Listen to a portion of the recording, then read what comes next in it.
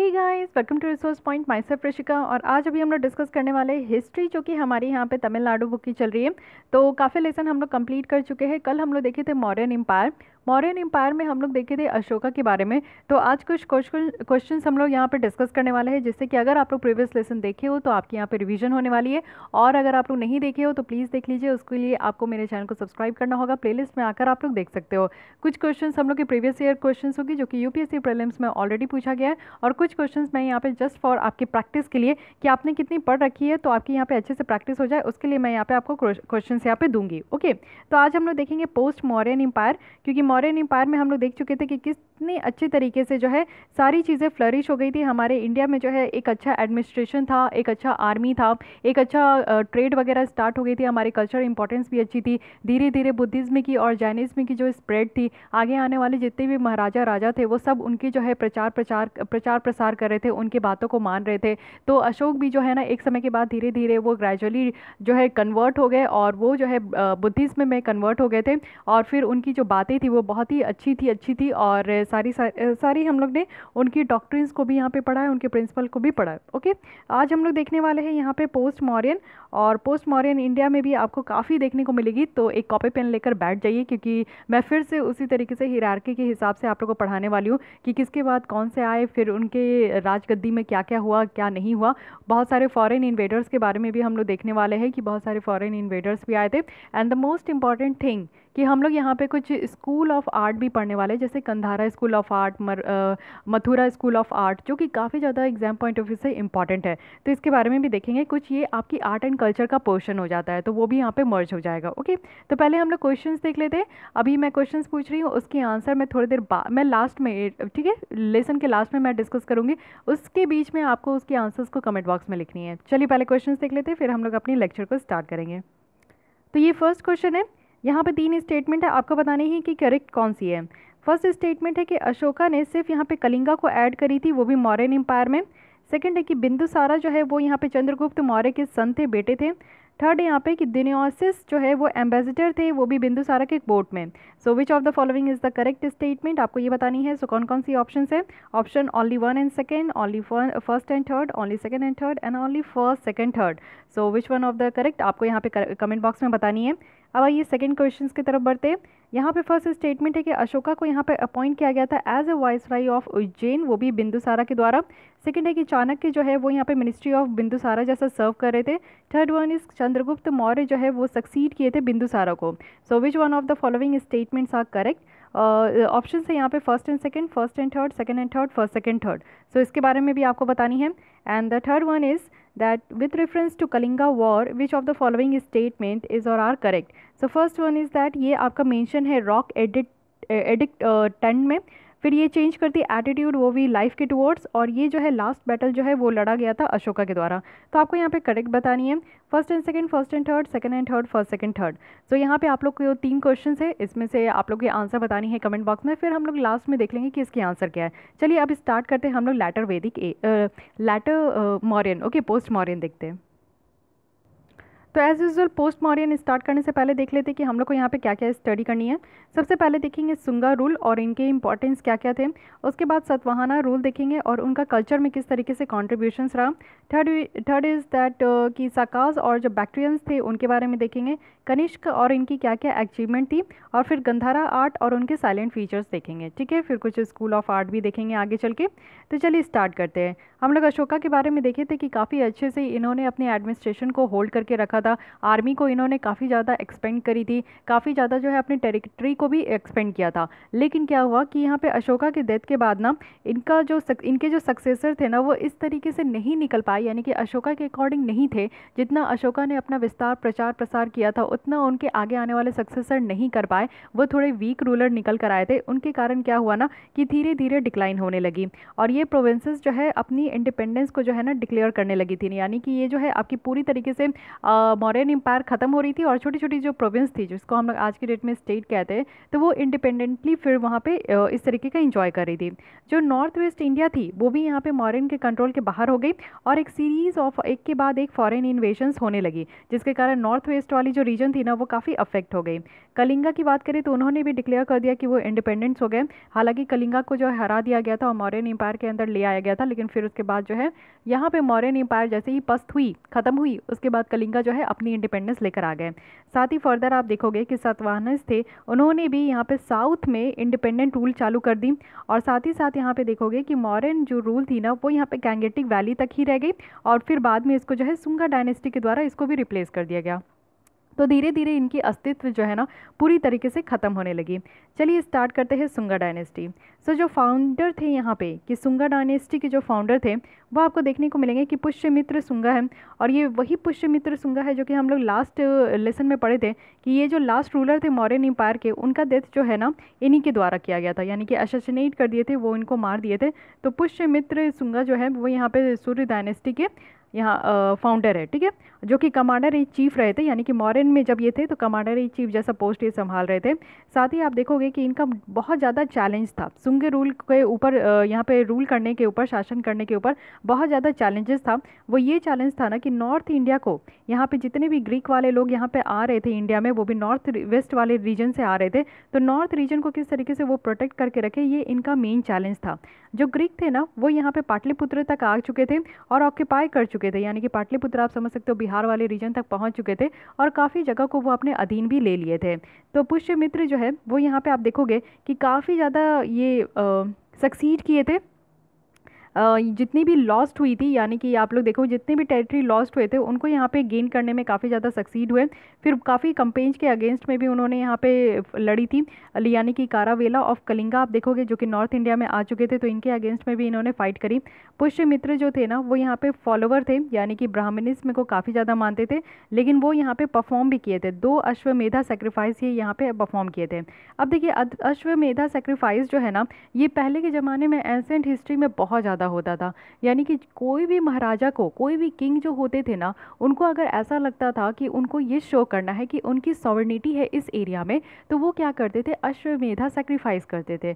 So what is this Ashvamedha sacrifice? Ashvamedha मतलब होते हैं हॉर्स, तो हॉर्स का सेक्रीफाइस किया जाता था यहाँ पे। और इसकी पुष्टि जैसे अभी रामायण वगैरह चल रही है ना, तो रामायण में भी आपको देखने को मिलेगा कि दशरथ जी भी जो है वो यहाँ पे अश्वमेधा सेक्रीफाइस किए थे। तो अगर आप लोग रामायण देखे हो या फिर देख रहे हो तो आप इसको बहुत बेटर तरीके से समझ पाओगे। लेकिन मेन रीज़न इसके पीछे यही होता था ना कि 2 मेन रीज़न होता था। एक क्या होता था कि किसी भी राजा को ये दिखाना है कि हाँ वो नॉर्थ इंडिया के, जैसे पुष्यमित्र आपके सुंगा है, तो उनको ये दिखाना था कि नॉर्थ इंडिया की जो है वो पूरी तरीके से एकदम से बाहुबली है।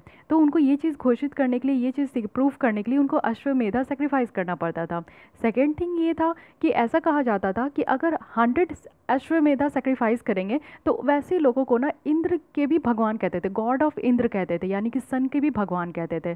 तो वो सारी चीज़ों को पाने के लिए, उस पोजीशन को पाने के लिए, उस चाह को, उस पोस्ट को पाने के लिए ना बहुत सारे किंग जो है ये सारी चीज़ें भी कर गुजरते थे, ठीक है। तो ये समझिएगा।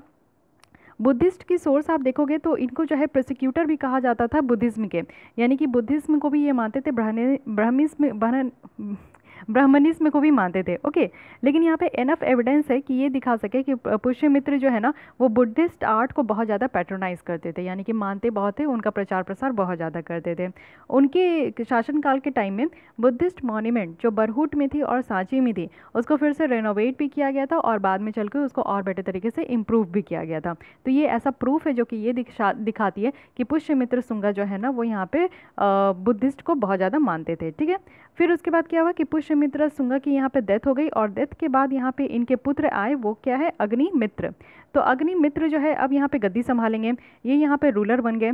जो लास्ट सुंग रूलर थे वो कौन थे, देवाभूति, ठीक है। तो ये जो है इसके बाद तो है अग्निमित्र भी आए, अग्निमित्र के बाद जो है लास्ट आए और उनका नाम है देवभूति। देवभूति जो है ना उनको कौन मारा था, तो उनके खुद के ही मिनिस्टर जो कि वासुदेवा कन्वा है उनके द्वारा इनको मार दिया गया था, तो ये भी ध्यान रखिएगा। और उसके बाद वासुदेवा कन्वा जो थे ना वो यहाँ पे आपके कण्व डायनेस्टी के जो है फाउंडर थे। तो इनको मार के जो है यहाँ पे न्यू डायनेस्टी स्टार्ट हो गई, जिसको यहाँ पे जो है कण्व डायनेस्टी हम लोग कहते हैं। तो वासुदेवा कण्व है, तो ये भी ध्यान रखिएगा, ठीक है। तो ये सारी चीज़ें आप लोग एक एक करके जो है नोट डाउन भी करते रहिए, जिससे कि आपका यहाँ पे एक अच्छा खासा हियरार्किकल जो है आपकी प्रोसेस वो बनती जाए। कण्व डायनेस्टी जो पूरी चली थी वो 45 ईयर्स तक चली थी।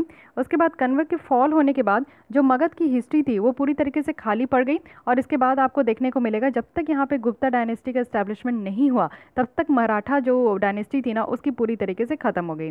जो सुंगास का रूल था वो काफ़ी इंपॉर्टेंट भी था, क्यों? क्योंकि उन्होंने यहाँ पे गैंगेटिक वैली को काफ़ी ज़्यादा प्रोटेक्ट करके रखा, और इनका मेन जो चैलेंज था वो वही था कि गैंगेटिक वैली को, नॉर्थ इंडिया को वो वहाँ पे जो है प्रोटेक्ट करके रख पाएंगे कि नहीं, जितने भी फॉरेन इन्वेडर्स आ रहे थे, बाहर के ग्रीक वगैरह लोग आ रहे थे। तो हाँ, उन्होंने यहाँ पे प्रोटेक्ट करके रखी। दिस वन उनका एक इम्पॉर्टेंट जो है रोल रहा था। साथ ही आप देखोगे कल्चरल स्फेयर में देखें तो सुंगा जो है ना वो ब्राह्मणिज्म को भी रिवाइव किए थे और हॉर्स सेक्रीफाइस भी वो किए थे, जिसको अश्वमेधा सेक्रीफाइस भी कहते हैं। साथ ही उन्होंने वैश्विनिज्म की भी प्रमोट करी थी, यानी कि इनके ग्रोथ को भी बहुत ज़्यादा बढ़ावा दिया गया था। संस्कृत लैंग्वेज का भी काफ़ी ज़्यादा इस्तेमाल हुआ था। इन शॉर्ट आप देखोगे तो सुंग रूलर जो थे ना वो काफ़ी ब्रिलियंट एंटिसिपेशंस थे, यानी कि गोल्डन एज, जो गुप्ता एज आएगी तो हम लोग आगे गुप्ता एज भी देखेंगे, तो उसको गोल्डन एज कहते हैं। तो उनके गोल्डन एज जो बनाने का जो आपका कहते हैं ना कि पहले से आपकी जो है भूमिका तैयार करना, यानी कि हाँ कोई किसी ने बेस तैयार कर दी, अब उसके ऊपर आप आके महल बना लो। तो इसी तरीके से था, जब गुप्ता एज आने वाली थी गोल्डन एज, तो उससे पहले जो है सुंग रूल ने ना उनके लिए एक बेस बना के तैयार कर दिया था। ओके, तो ये तो हो गई इनकी ख़त्म। अब देखते हैं सतवाहनास के बारे में, यानी कि थोड़ा साउथ की भी स्टडी कर लेते हैं। तो सतवाहनास ने अपनी इंडिपेंडेंट रूल जो है वो इस्टेब्लिश करी थी जैसे ही मौर्यन जो है डिक्लाइन हो गए थे। फिर उनकी यहाँ पे रूल कितने साल तक रही? तो 450 साल तक रही थी। इनको यहाँ पे अंधरास भी कहा जाता था, तो इसको भी ध्यान रखिएगा कि अंधरास किनको कहा जाता है। तो ये सतवाहनास को अंधरास कहा जाता है। जो पुरानास और इंक्रिप्शंस है वो भी आज के डेट में इंपॉर्टेंट सोर्स थी कि जिसके द्वारा जो है सतवाहनास की क्या हिस्ट्री है उसका पता चल सके। और इन सारे इंस्क्रिप्शंस में अगर आप देखोगे तो ये पता चला है कि जो नासिक और जो नागागढ़ इंस्क्रिप्शंस है ना वो कुछ यहाँ पे दिखाती है कि गौतमी पूरा जो सताकर्णी है उनके शासनकाल के बारे में जो है नासिक और नागागढ़ इंस्क्रिप्शन से पता चलता है। जो यहाँ पे सतवाहनास के द्वारा जो कॉइन का इस्तेमाल किया जाता था ना वो काफ़ी ज़्यादा हेल्पफुल हुआ, जिससे कि ये समझ पाए ना कि उस पीरियड में इकॉनमी कंडीशंस कैसी थी। तो यहाँ पे ध्यान रखना है कि जो कॉइन से ये भी इशू किया जाता था सतवाहनास के द्वारा। अब ये सतवाहनास की कॉइन है कुछ इस तरीके की, आप लोग देख सकते हो, ये टेढ़ी मेढ़ी सी है, तो कोई नहीं, बस ध्यान रखिएगा कि ये सतवाहनास की कॉइन है। ओके, अब आते हैं, आगे बढ़ते हैं। जो फाउंडर है सतवाहना डायनेस्टी के वो कौन है? तो ये है सिमुका। ठीक है, अब यहाँ से आपका स्टार्ट हो गया सतवाहना डायनेस्टी। तो यहाँ पे सतवाहना डायनेस्टी के जो यहाँ पे आपके फाउंडर है वो है सिमुका। और ये देखोगे कि सिमुका को किसने सक्सीड करे थे? तो यही थे कृष्णा, जिन्होंने अपनी किंगडम नासिक तक यानी कि वेस्ट तक भी उन्होंने अपनी किंगडम को बढ़ाया था। और उसके बाद जो आपको देखने को मिलेगा जो थर्ड किंग थे वो थे श्री सतकर्णी। उन्होंने यहाँ पे जो है वेस्टर्न मलवा और बेरर को यहाँ पे जीत हासिल की थी। फिर वो जो है यहाँ पे अश्वमेधा सेक्रीफाइस किए थे। तो जो यहाँ पे आपके राजा महाराजा जो अश्वमेधा सेक्रीफाइस करते हैं ना उनका नाम एक अलग से लिखते हुए चलिए, क्या पता इस तरीके का पूछ लिया जाए कि कौन कौन से इस तरीके के आपके राजा महाराजा है जिन्होंने अश्वमेधा सेक्रीफाइस करी थी। तो इसकी भी एक अलग से आप नोट डाउन कर लीजिए, so that would be better for you. तो 17 किंग आज जो सतवाहना डायनेस्टी के थे वो हाला थे। इनकी जो शासनकाल थी ना वो 5 साल की थी, और हाला जो है काफ़ी ज़्यादा फेमस हो गए थे। इनकी बुक भी जो थी गास्टा पताशती, ये काफ़ी ज़्यादा ये प्रचलित हो गई थी। इसको सत्तासाई भी कहते हैं। इसमें 700 वर्सेस थे, वो भी प्राकृत लैंग्वेज में। सो ये भी आपकी बहुत इंपॉर्टेंट है, बुक वगैरह के बारे में तो काफ़ी पूछ लिया जाता है, तो इसको ध्यान रखिएगा। उसके बाद अगर देखें तो ग्रेटेस्ट जो रूलर थे सतवाहना डायनेस्टी के वो थे गौतमी पुत्र। तो गौतमी पुत्र सताकर्णी थे जो कि काफ़ी महान यहाँ के रूलर थे। उनका जो यहाँ पे आपका पीरियड देखने को मिलेगा वो 24 साल तक यहाँ पे शासन किए। इनकी अचीवमेंट जो है वो नासिक इंस्क्रिप्शंस में देखने को मिलती है, और इनके मदर जो गौतमी बालश्री थी उनके द्वारा यहाँ पे लिखा गया था ये नासिक इंस्क्रिप्शन में। उसके बाद बहुत कुछ है, यानी कि गौतमी पुत्र सतकर्णी के बारे में देखें तो ये जितनी डेक्कन वाली रीजन है ना, यानी कि नदन वाली रीजन आपको देखने को मिलेगा, वो मिडिल नदन वाली रीजन, उनको इन्होंने जो है अपने अधीन कैप्चर कर ली थी। फिर अपने एम्पायर को भी बहुत अच्छे से एक्सपेंड किए थे। इनकी विक्ट्री किस किस जगह पे थी? तो ये मालवा के भी रूलर बने थे और नागापाना के भी। ये ब्राह्मणिज्म को मानते थे, साथ ही साथ ये बुद्धिस्ट को भी यहाँ पे डोनेट करते थे। तो अभी तक हम लोग जितने भी देख रहे हैं वो बुद्धिस्ट को मानने वाले, ब्राह्मणिज्म को मानने वाले हैं। गौतमी पुत्र सतकर्णी की बात करेंगे तो इनके बेटे के द्वारा जो है फिर यहाँ पे सक्सीड किया गया, जो कि थे वाशिस्ता पुत्र पुलामाई। फिर इनकी जो यहाँ पे आप देखोगे कि जितना भी सातवाहना की पावर थी वो बहुत ज़्यादा एक्सटेंड होने लगी, फिर कृष्णा रिवर तक भी यहाँ पे बढ़ गई। फिर इनके द्वारा एक कॉइन इशू किया गया जिसमें कि एक जहाज़ों की इमेज थी। तो ये पूछा जा सकता है कि किनके द्वारा ऐसी कॉइन यहाँ पे आपकी पब्लिश की गई थी जिसमें कि जहाज़ों की इमेज थी। तो ये याद रखिएगा, ये थे आपकी वाशिष्ठा पुत्र पुलामाई। ठीक है। फिर यहाँ पे नेवल पावर को भी रिवील किया गया, मैरीटाइम ट्रेड को भी रिवील किया गया। जो ग्रेटेस्ट रूलर थे सातवाहनास के, वो यहाँ पे आपको देखने को मिलेगा कि याजना श्री सतकर्णी, यानी कि जिसको हम लोग यहाँ पे अभी कह रहे हैं गौतमी पुत्र सतकर्णी, तो वही यहाँ पे ग्रेटेस्ट रूलर थे। ठीक है, तो ध्यान रखिएगा इसके बारे में। अब देखते कि उस समय की यहाँ पे इकोनॉमिक कंडीशन कैसी थी। तो अगर हम यहाँ पे इकोनॉमिक कंडीशन की बात करें तो काफ़ी अच्छी थी। ट्रेड के फील्ड में या इंडस्ट्री के फील्ड में देखिए तो काफ़ी अच्छा प्रोग्रेस हो रहा था। मर्चेंट जो है काफ़ी अच्छी गिल्ड्स वो ऑर्गेनाइज कर रहे थे जिसमें कि वो अपनी एक्टिविटीज़ को जो है बढ़ा सके और बढ़ा भी रहे थे। क्राफ्ट गिल्ड्स जो है वो यहाँ पे डिफरेंट क्राफ्ट्समैन के द्वारा यहाँ पे ऑर्गेनाइज किया जा रहा था, जैसे कि पॉटर हो गए, पॉट बनाने वाले, वेवर है, कुछ बुनने वाले, ऑयल प्रेसर्स थे, जो कि सब यहाँ पे एग्जिस्टेंस में आ गए थे और अपना कारोबार जो है धीरे धीरे स्टार्ट करने लगे थे।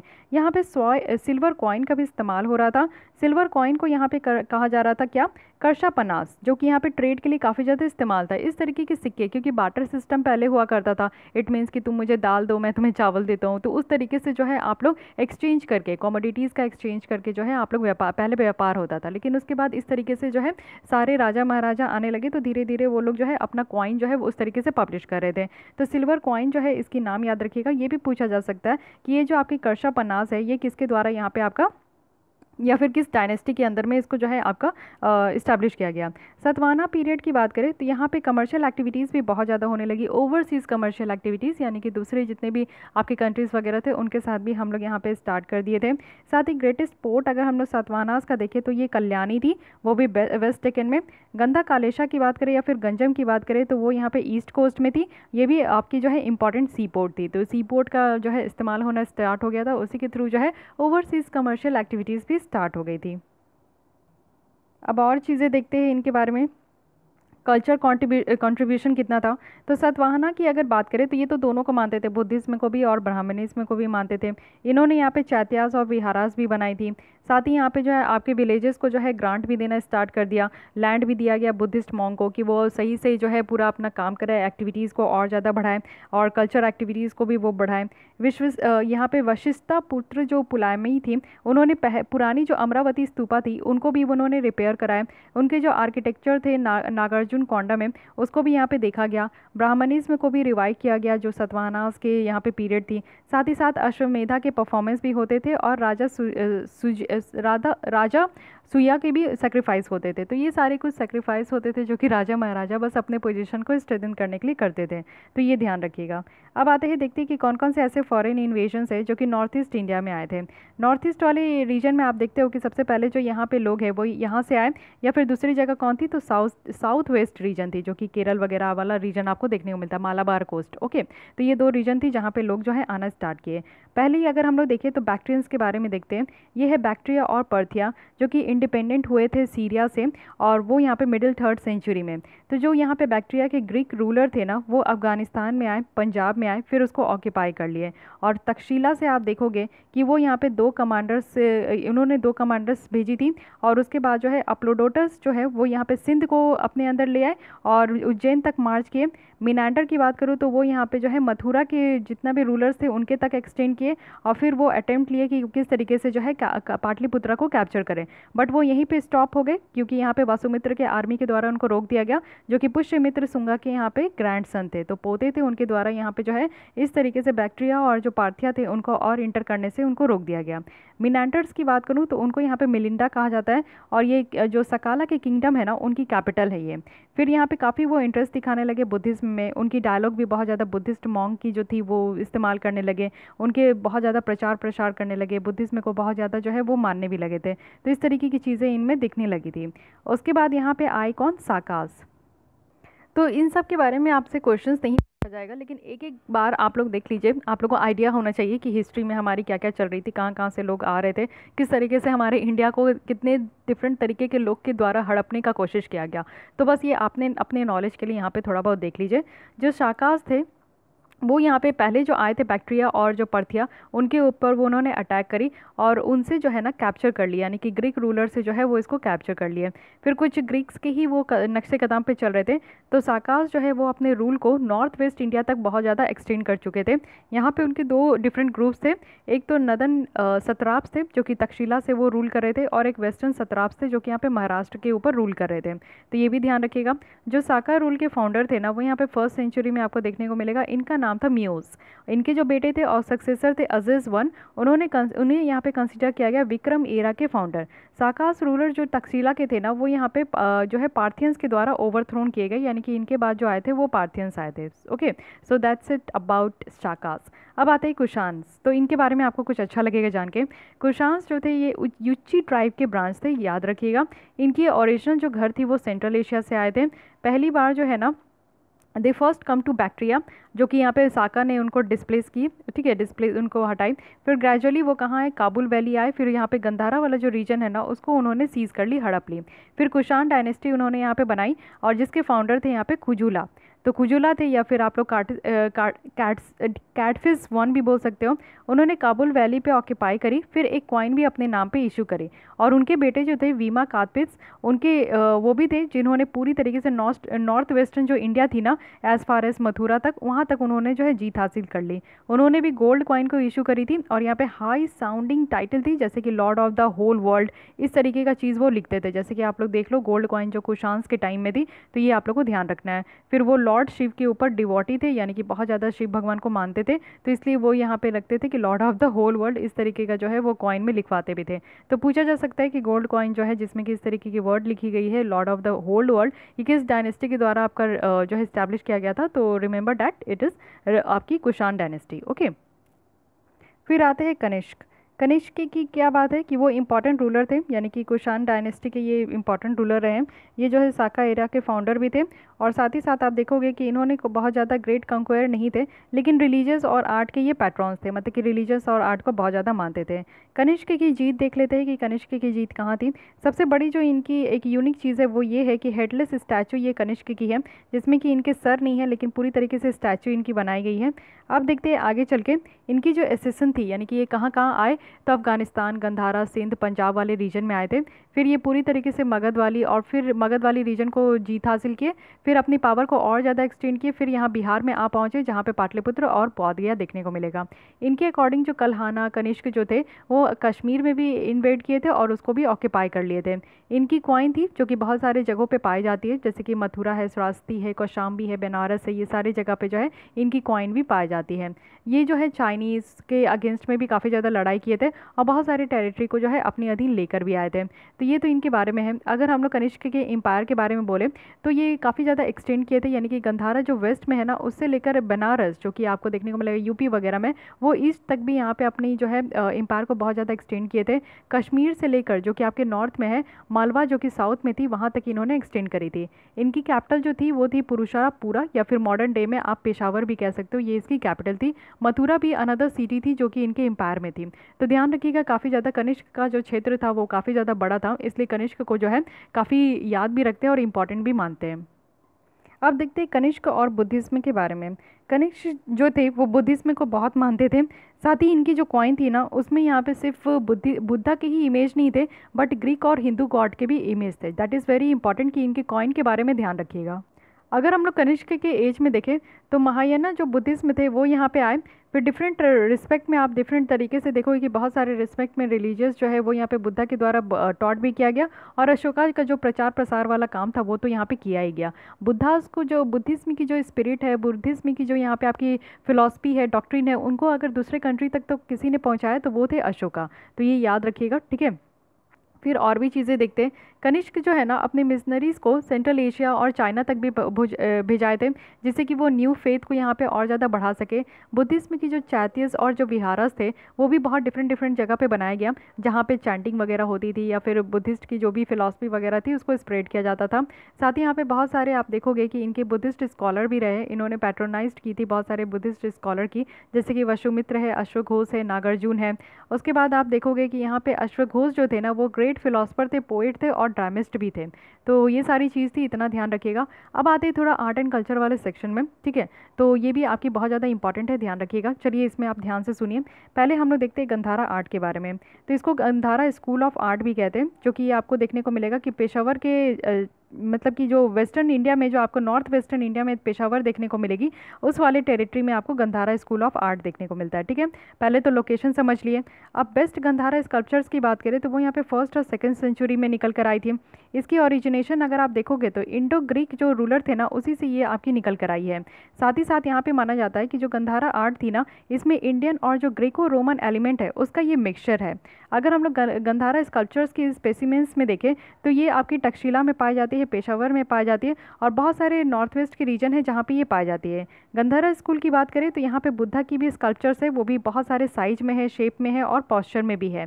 साथ ही आप लोग यहाँ पे भी देख सकते हो ये रिप्रेजेंटेशंस है बुद्ध की, वो भी गंधारा आर्ट में। तो इस तरीके से स्टैंडिंग पोजीशन में, तो बहुत सारे पोजीशन में आपको देखने को मिलेंगे। अब इसकी कुछ साइलेंट फीचर्स देख लेते हैं गंधारा आर्ट की, जो कि एग्जाम पॉइंट ऑफ व्यू से बहुत ज़्यादा इंपॉर्टेंट है। सबसे पहले आप देखो कि जो रियलिस्टिक मैनर है ना, उस तरीके से यहाँ पे ह्यूमन बॉडी को बनाया जाता था। जैसे कि आप लोग देख सकते हो कि ये जो आपकी फिगर है, ये जो आपकी स्कल्पचर्स है, यानी कि जो बुद्धिज्म की बनाई है, बिल्कुल रियल देख के नहीं लग रही है कि बुद्ध भगवान आके खड़े हो गए। तो इस तरीके का जो है इनका यहाँ पे स्कल्पचर्स बनाया जाता था, जो कि काफ़ी रियल लगता था, ठीक है। काफ़ी अटेंशन जो दिया जाता था फिजिकल फीचर्स में दिया जाता था, यानी कि मसल्स हो गए, मूछ वगैरह हो गए, कर्टली हेयर्स हो गए, तो इन सारी चीज़ों पर बहुत ज़्यादा फोकस दिया जाता था, जिससे कि इमेजेस जो है ना वो आपकी रियल लगे। ठीक ही ड्रापरी है, यानी कि यहाँ पे लार्ज और बोल्ड आपकी जो है फोल्ड लाइंस दिखाई जाती थी, यानी कि हाथों में जो लाइंस होती है, आपके चेक्स में या फिर आपकी जो है नेक में लाइंस होती है, तो ये सारे लाइंस को बहुत बोल्डली दिखाया जाता था। अच्छा खासा कार्विंग है, यानी कि कटिंग जो आपका बनाया हुआ है, किसी भी आप लोग देखते हो कि कार्विंग करके बनाते, जैसे कट करके बनाते, तो बहुत ही ब्यूटीफुल तरीके से यहाँ पे कटिंग होती है। सिम्बॉलिक एक्सप्रेशंस बहुत अच्छी होती है। जो मेन थीम था वो यहाँ पे आपके न्यू फॉर्म्स ऑफ बुद्धिज्म में दिखाया जाता था, यानी कि महायानिज्म जो थे ना, उनके बारे में जो है अधिकतर दिखाई जाती थी और इमेज दिखाई जाती थी, यानी कि बुद्ध के इमेज का जो इवोल्यूशंस हुआ ना, वो आपको गंधारा ही स्कूल आर्ट से देखने को मिलेगा, ठीक है। अब आते हैं सेकंड टाइप की जो स्कूल आर्ट है, वो है यहाँ पे मथुरा। तो यहाँ पे स्कूल आर्ट जो है वो डेवलप हुआ था मथुरा में, और ये मथुरा कहाँ है, तो यूपी में, जिसको हम लोग मथुरा आर्ट कहते हैं। साथ ही मथुरा स्कूल ऑफ आर्ट आप देखोगे तो उन्हीं के यहाँ के, यानी कि अपने लोगों के द्वारा इसको जो है आपका यहाँ पे निकाला गया, ओरिजिन भी यहाँ यहीं से हुआ था। बुद्ध की जो इमेज है ना, वो यहाँ पे स्पिरिचुअल फीलिंग दिखाती है, यानी कि फेस में आपको फीलिंग देखने को मिलेगा, जो कि गंधारा स्कूल में नहीं थी। तो please my Lord note it down, ये बहुत ही ज़्यादा इंपॉर्टेंट आपकी ये है, मीन्स ये आपकी जो है बहुत ही इंपॉर्टेंट लाइन है, तो इसको ध्यान रखिएगा कि डिफरेंस भी समटाइम्स पूछ लिया जाएगा। तो मथुरा स्कूल जो है ना, वो आपका यहाँ पे इमेजेस को, यानी कि शिव और विष्णु की जो इमेजेस है ना, उसी को कटिंग करके बनाई जाती है। साथ ही फीमेल फिगर्स भी है, जैसे कि याक्षिनीज है, अप्सरा है, इनके बारे में भी यहाँ पे बहुत ही ब्यूटीफुल तरीके से इनको बनाया गया है, तो ध्यान रखिएगा। अब देखते हैं आगे चल के कि कनिष्क के कौन कौन सक्सेसर थे और किस तरीके से कुषाण रूल का यहाँ पे ख़त्म हो गया। तो जो कनिष्क के सक्सेसर थे वो यहाँ पे आपके 150 ईयर्स के बाद हुए, जो कि हुविष्का थे। हुविष्का यहाँ पे कनिष्क का बेटा था और इन्होंने काफ़ी ज़्यादा इम्पैक्ट यहाँ पे रखी थी। मथुरा जो है एक इम्पॉर्टेंट सिटी बन गया था इनके रूल के तहत। फिर उसके बाद क्या हुआ कि यहाँ पे जैसे कि कनिष्क थे ना, वो भी यहाँ पे बुद्धिज्म को माने, और जो लास्ट इंपॉर्टेंट कुषाण रूलर थे वो यहाँ पे आपको देखने को मिलेगा कि वासुदेवा थे। तो इनके बारे में भी याद रखना है, वासुदेवा यहाँ पे जो है लास्ट रूलर थे कुषाण के, ठीक है। फिर उसके बाद कुषाण एम्पायर आप देखोगे कि बहुत धीरे धीरे जो है ना ये रिड्यूस होने लगी। इनके बहुत सारे इंस्क्रिप्शंस जो है वो आपके मथुरा के ही अगल बगल पाए जाने लगे। यहाँ पे ये भी देखने को मिला है कि ये शिव भगवान की बहुत ज़्यादा पूजा करते थे।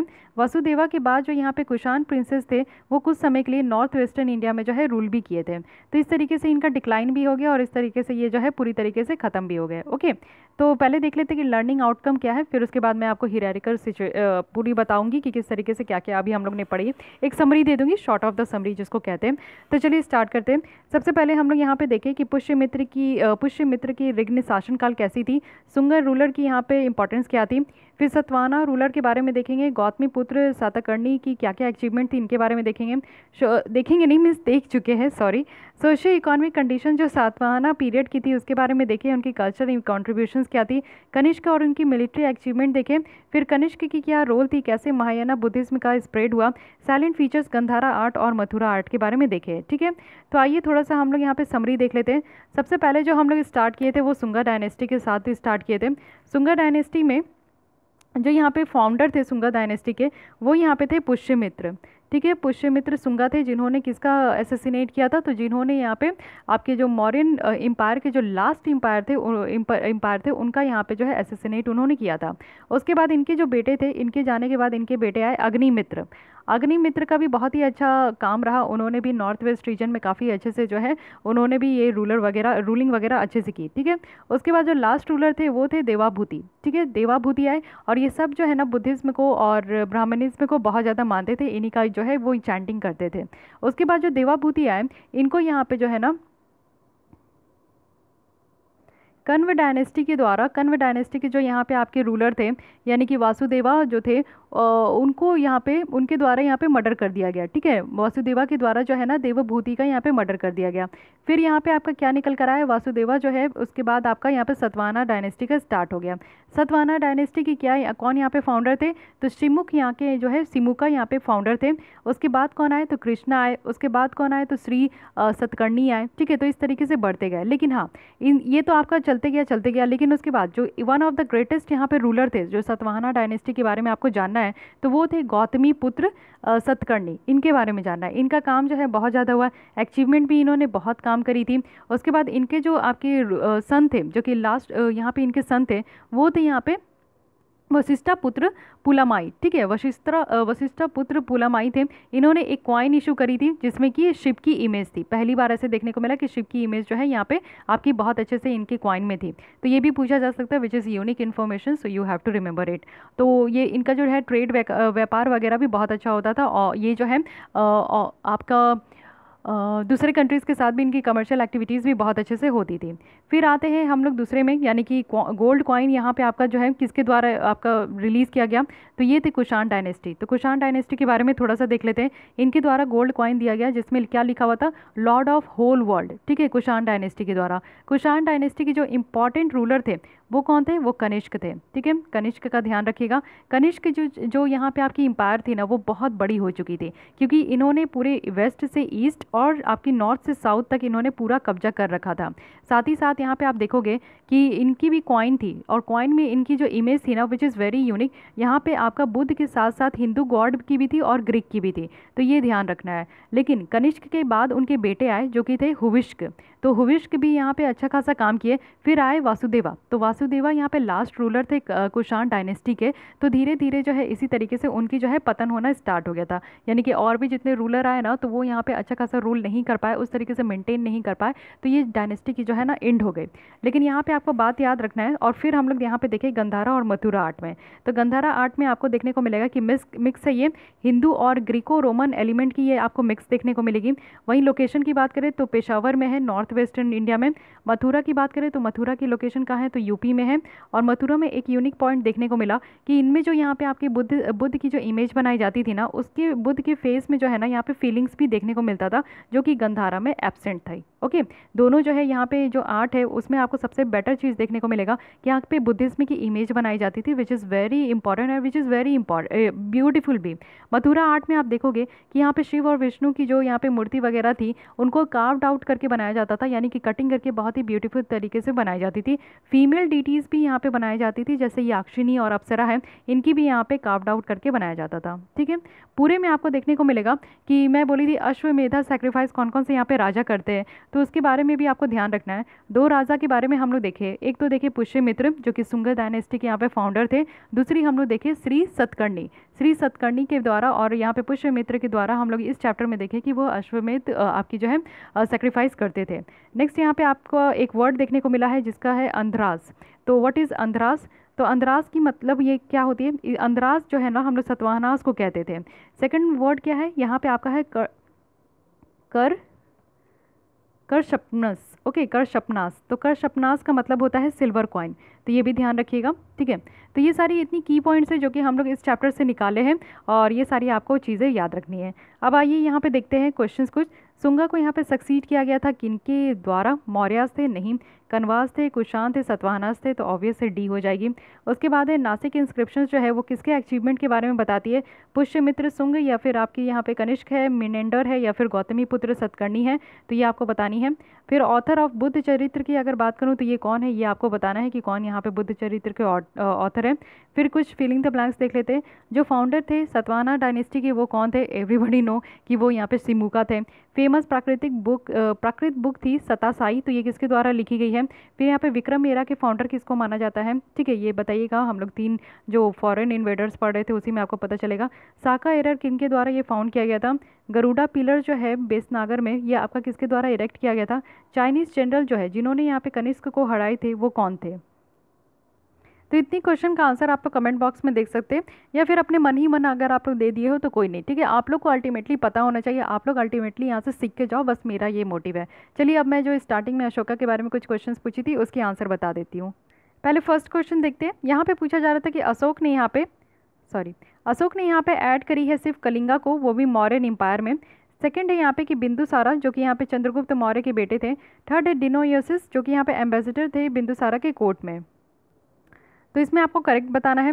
तो यहाँ पे फर्स्ट स्टेटमेंट अगर आप देखोगे तो ओनली की वजह से आप लोग सोचोगे कि ये इनकरेक्ट है, बट नो, ये बिल्कुल करेक्ट है। जो आपका कलिंगा को यहाँ पे बैटल में हराकर कलिंगा को अपने अंदर में लाया गया था, तो सिर्फ ये एक ऐसी ही मात्र जगह थी जिसको कि लाया गया था, और धीरे धीरे वो एक्सटेंड कर रहे थे, यानी कि इस तरीके का बैटल के साथ लड़ के जब वो किसी भी रीजन को अधीन लाते तो वो यहाँ पे ज़्यादा इंपॉर्टेंट हो जाता है। बिंदुसारा की बात करें तो ऑब्वियस है ये चंद्रगुप्त मौर्य के ही बेटे थे। डिनोएसिस की बात करूँ तो ऑब्वियस है कि ये यहाँ पे कोर्ट ऑफ बिंदुसारा के यहाँ पे आपके एम्बेसडर थे। So all of the statements are correct, so correct option is D. Okay, आइए कुछ आंसर देख लेती हूँ। एक्सप्लेनेशन कि अशोक जो है वो यहाँ पे सिर्फ कलिंगा को ही ऐड किए थे, चंद्रगुप्त मौर्य को यहाँ पे सक्सीड किया गया था उनके बेटे के द्वारा जो कि बिंदुसारा थे। बिंदुसारा ने यहाँ पे जो फ्रेंडली रिलेशंस थी दूसरे वर्ल्ड के कंट्रीज़ के साथ उन्होंने यहाँ पे कंटिन्यू रखी। प्लिनी यहाँ पे मेंशन करते हैं कि जो इजिप्ट के यहाँ पे आपके जो एक राजा थे उन्होंने डिनोसियस को भेजी थी और वो इसकी जो है कोर्ट के एम्बेसडर थे। So all of the above statements are correct. Second question देख लेते हैं। अशोका को यहाँ पे अपॉइंट किया गया था वायसराय ऑफ उज्जैन, वो भी बिंदुसारा के द्वारा। सेकंड है कि चाणक्य जो है वो यहाँ पे मिनिस्ट्री ऑफ बिंदुसारा जैसा सर्व कर रहे थे। थर्ड की चंद्रगुप्त मौर्य जो है इनको सक्सीड किया गया था बिंदुसारा के द्वारा। So which of the following statements are correct? So यहाँ पे भी आपके तीनों स्टेटमेंट करेक्ट है। इट मीन्स कि वो first second third statement correct है। आइए थोड़ा सा एक्सप्लेनेशन देख लेते हैं। चंद्रगुप्त मौर्य जो है ना, इनको इनके जो बेटे थे बिंदुसारा उन्हीं के बाद सक्सीड किया गया। और यहाँ पे आप देखोगे कि यहाँ पे जो जैन स्कॉलर थे हेमाचंद्र और जो तिब्बतन हिस्टोरियन जो आपके तारानाथ थे, उनका कहना था कि जो चाणक्य थे ना वो यहाँ पे आउटलिफ्ट करे थे चंद्रगुप्त को और कंटिन्यू किए हैं बिंदुसारा के मिनिस्टर जैसा। तो ये भी ध्यान रखना है आप लोग को। फिर उसके बाद यहाँ पे हम लोग देखते हैं थर्ड क्वेश्चन। यहाँ पे मैं आपसे पूछी ही थी कि कलिंगा वार ये आपका किस एडिक्ट में है, तो ये मैं आप लोग को बार बार बोली थी, लेकिन ये 10th नहीं है। ओके, सो फर्स्ट आप यहाँ पे जैसे एलिमिनेट करते हो ना आप डायरेक्ट आंसर तक आ जाओगे। रेस्ट ऑफ द स्टेटमेंट को पढ़ने की भी ज़रूरत नहीं होगी, लेकिन यहाँ पढ़ सकते हो आप। एग्जाम में इस तरीके का काम आप लोग आसानी से कर सकते हो, ठीक है। ये 12 में है ना कि 10 में है, ये आप लोग ध्यान रखिएगा, ठीक है। तो गाइस आज के लिए बस इतने ही रखते हैं। अगर आपको ये लेसन अच्छी लगी है तो लाइक कीजिए, हेल्पफुल लगी है, कुछ भी सीख के गए हो आप तो लाइक कीजिए, और अपने दोस्तों के साथ या फिर सोशल नेटवर्किंग साइट्स में आप लोग शेयर भी कर सकते हो। फिर भी कोई डाउट करे सजेशन से तो कमेंट कीजिए। विजन आईएएस की मैगजीन्स की लेसन आप लोग को PT 365 और मंथली मैगजीन्स जो है आप लोग को मिल जाएगी मेरे टेलीग्राम चैनल पे जो कि रिसोर्स पॉइंट के नाम से। प्लीज़ वहाँ पे ज्वाइन कर लीजिए और सारे लेसन्स को हो सके तो आप लोग डाउनलोड करके रख लीजिए, जिससे कि टाइम टू टाइम आप रिवाइज कर सको।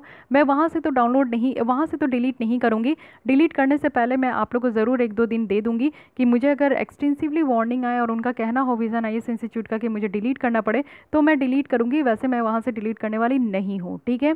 तो इतना आप लोग के लिए इन्फॉर्मेशन है, और हो सके तो मेरे चैनल को ज़रूर सब्सक्राइब कर लीजिए, क्योंकि सब्सक्राइब कीजिएगा तभी मेरे आगे आने वाले नोटिफिकेशन आपको मिल पाएंगे न्यू लेसन्स के। सो आज के लिए इतने ही गाइस, थैंक यू।